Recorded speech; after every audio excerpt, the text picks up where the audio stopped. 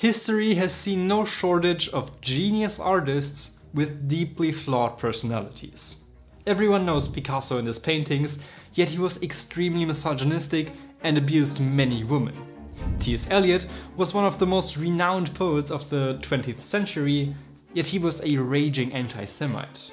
Quentin Tarantino is one of the most revered directors of all times, yet he fits quite neatly into this category as well.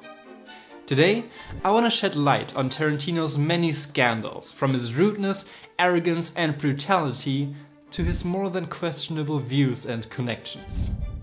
Then, I will try to answer a misleadingly simple question. What should we do about it?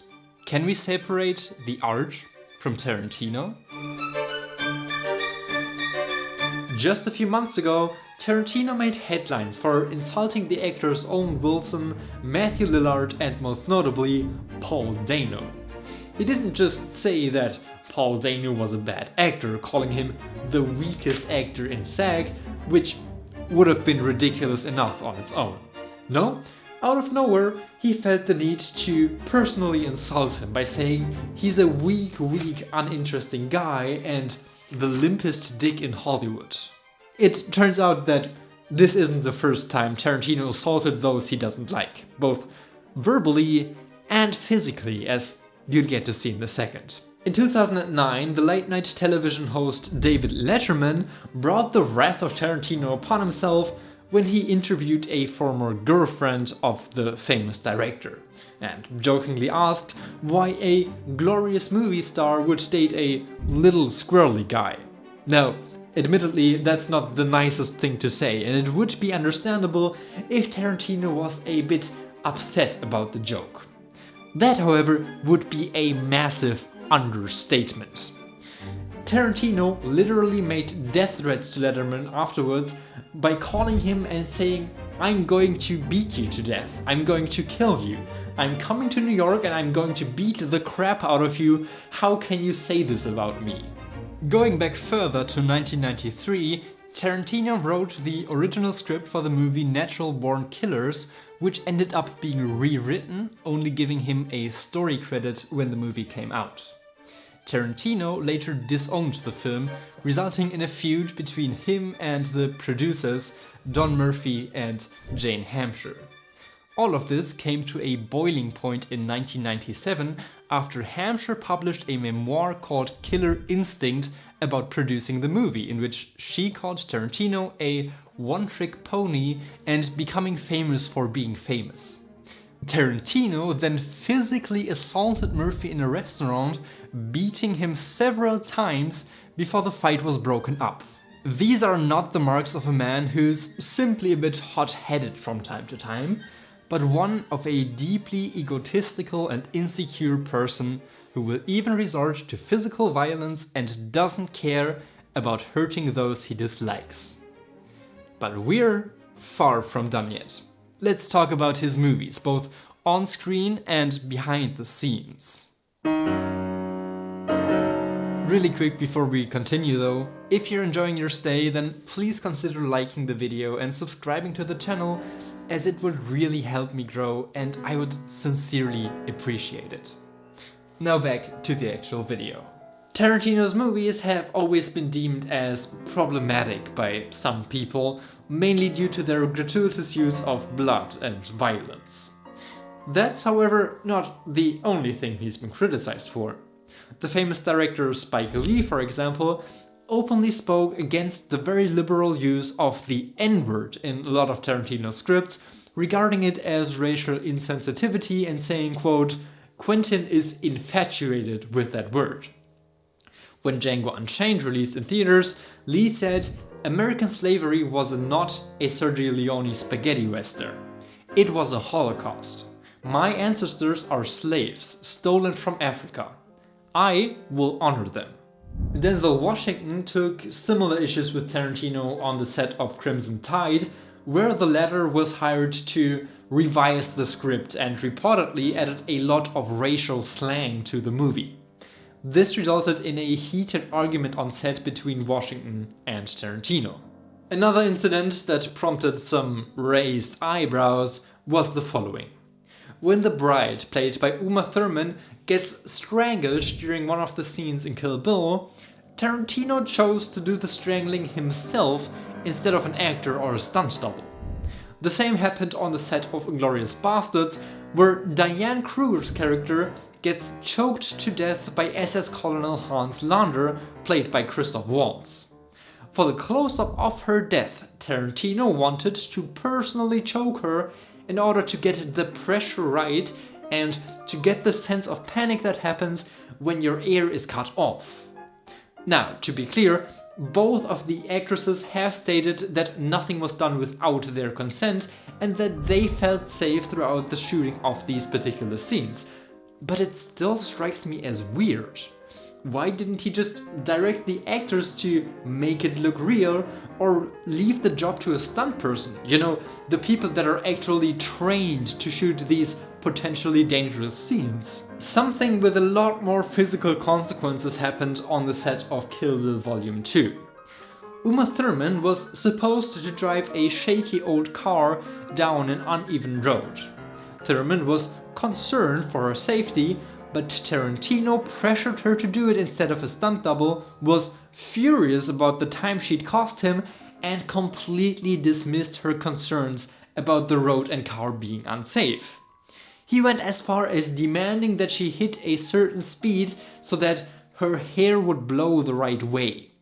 So she reluctantly got in the car, started driving and lost control due to the uneven road and crashed the car into a tree, resulting in permanent neck and knee injuries. Tarantino and Weinstein, the producer of the film, then chose to withhold the footage of the crash from Uma Thurman for years to come to cover up their mistakes. But we're still not done yet, and even worse is to come, as we now take a look at his relationship with one infamous Harvey Weinstein, as well as a quite disturbing quote on the subject of the rape of a minor. A brief content warning: in the next segment I will be talking about sexual abuse, though I won't get into any details.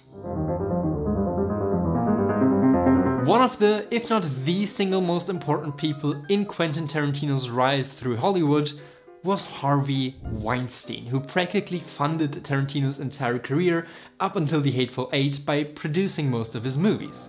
In 2017, dozens of women came forward and accused him of sexual assault, marking the beginning of the #MeToo movement. Weinstein abused his position of power for decades, and more than 80 women have since reported being abused by him. He was convicted of rape in 3 accounts and sentenced to 23 years in prison. Back in the mid-1990s, Tarantino's then girlfriend Mia Sorvino was sexually harassed by Weinstein and immediately told Tarantino about it. He said he was shocked and appalled by what he heard and confronted Weinstein about it, who apologized to him. So naturally, Tarantino went on to stay friends with him for more than 20 years and work with him on 8 more movies. But it gets worse. This wasn't the only time Tarantino heard about Weinstein's wrongdoings. In 2003, right before the production of Kill Bill started, Uma Thurman was assaulted by Weinstein. She reported also telling this to Quentin Tarantino, as Weinstein was, again, the producer of their current movie. Tarantino, again, confronted Weinstein about this. Naturally, the two still remained friends and professional collaborators for 14 more years. After Weinstein was exposed for the monster that he is, Tarantino expressed deep regret, saying, "I knew enough to do more than I did." Oh really, Quentin? Really? You think that hearing from your girlfriend that she was harassed by the guy should have maybe prompted you to not make another 8 movies together? You think that hearing your lead actress being assaulted by the guy should maybe have led to you cutting all possible ties with him? And he probably heard more than just that, as he himself has stated, "I knew he did a couple of these things." But supposedly, he never got the full picture of it. Quentin, the picture you clearly did have, no matter how limited, should have been enough 100 times over. The full picture doesn't matter at this point. But he still chose to closely associate himself with, boost the career of, and cover up for a man he knew to be a terrible human being. Also, the thing he explicitly expressed regret over was not having a man-to-man talk with him about it. Oh sure, because that would have cut it, right? Having a man-to-man talk about it. This, however, wasn't the only time Tarantino begged a known sex offender. In an appearance of his on the Howard Stern show in 2003, the topic of Roman Polanski came up, who, in 1978, raped the then 13-year-old Samantha Geimer. Tarantino, however, insisted that it wasn't rape and that she wanted to have it and was dating the guy, as well as stating, throwing the word rape around is like throwing the word racist around. It doesn't apply to everything that people use it for. He was guilty of having sex with a minor. When these quotes resurfaced 15 years later, Tarantino said he was wrong and apologized, stating, "I incorrectly played devil's advocate in the debate for the sake of being provocative." Why the fuck would you ever want to play devil's advocate when talking about the rape of a 13-year-old?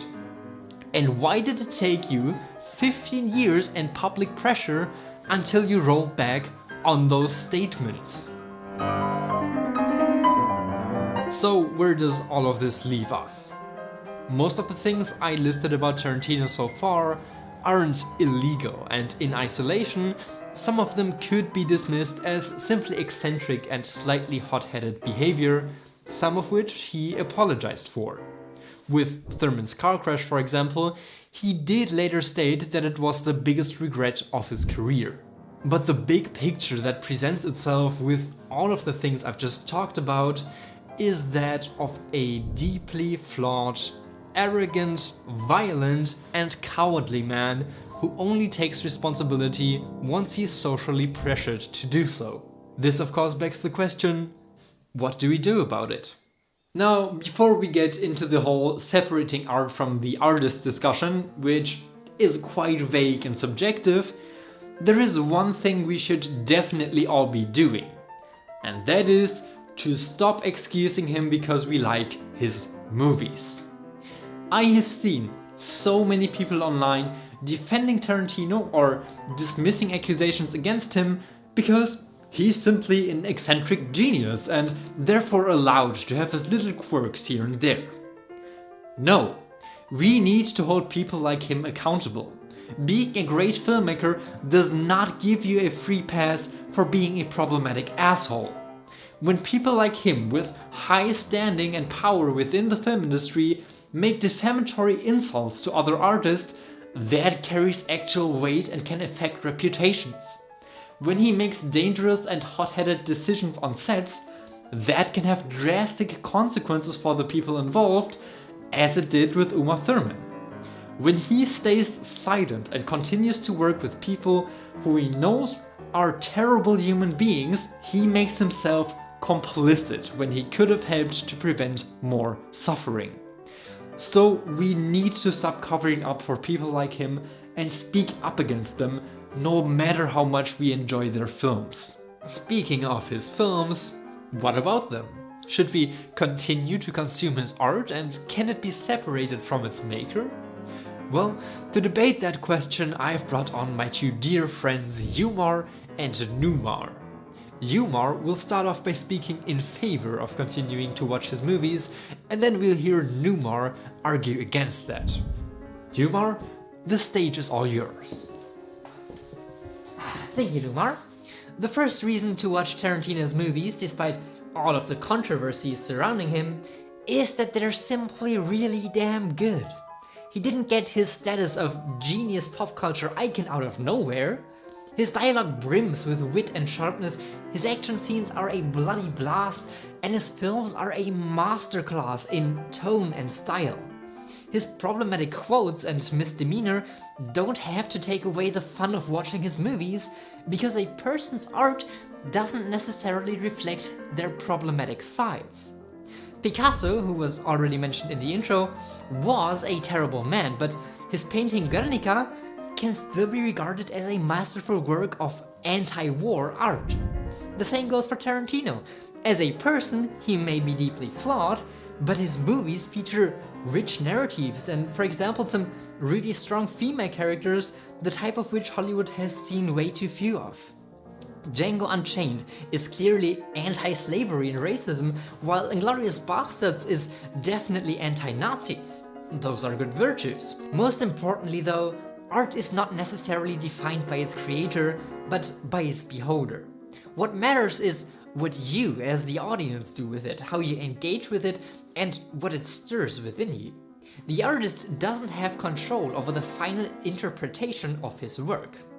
One can view it in the way that once someone puts a piece of art out into the world, it no longer belongs to them. Therefore, one could appreciate it completely independently of its creator. Okay, clear off, it's my turn now. Alright! What a load of pretentious bullshit that was. Listen, it's very simple. By watching Tarantino's movies, you directly support him. You help him to earn more money and continue to give him a platform. You can call him out all you want. If his movies still generate massive revenue, he will continue to be a leading figure in this industry and potentially further abuse his power. What would mitigate this problem, of course, is pirating his movies, but that would be illegal, so of course I'd never actually advocate for that. Although using a VPN and an adblocker would basically eliminate the risk of being caught. Still really illegal, but I'm just saying, you know? When it comes to separating him and his work, yes, it may be true that art doesn't have to reflect the bad sides of its creator, but with Tarantino, the two things do definitely bleed into each other. Him choosing to choke Uma Thurman and Diane Kruger, that's directly on screen. His liberal use of the N-word, that's a part of his movies. Even something like his over-the-top use of blood might seem less like a simple stylistic choice and more a reflection of his personality when looking at the big picture. And yes, Django Unchained may be anti-slavery, and yes, Inglourious Basterds may be anti-Nazis, but he might as well just have chosen their respective historical settings as an easy setup for particularly violent action scenes. His movies aren't inherently corrupted or problematic, but looking at them completely independent of their maker simply doesn't work. Back to you, Lumar. Thank you both for sharing your opinions. Ultimately, and I know this may sound disappointing, there is no right or wrong here. You have to decide for yourself whether you want to continue watching his movies or not. I think the better question would be, can you separate the art from the artist? A lot of people can't, and therefore will not be able to enjoy his movies, as for them, they are inseparably linked to their creators. Others can view and evaluate them more independently while not thinking about the artist behind them the entire time. Both are completely valid. I for one think that I fall more into the latter category and will therefore continue to watch Tarantino's films as I do greatly enjoy them, albeit with a very bitter aftertaste in my mouth. I will also, however, speak up against him as a public figure like I'm doing in this very video, and I'll think twice about buying tickets to his supposed last movie, whenever that one's coming out. But what are your thoughts on the entire situation? Will you continue to watch his films? I'm genuinely curious to hear your thoughts in the comments below. Also, don't forget to like the video and subscribe to the channel if you want to see new essays on film and much more. If you're interested, go check out my video about the death of Star Wars or whatever else the algorithm thinks you might enjoy from my channel. Have fun watching movies and see you in the next one.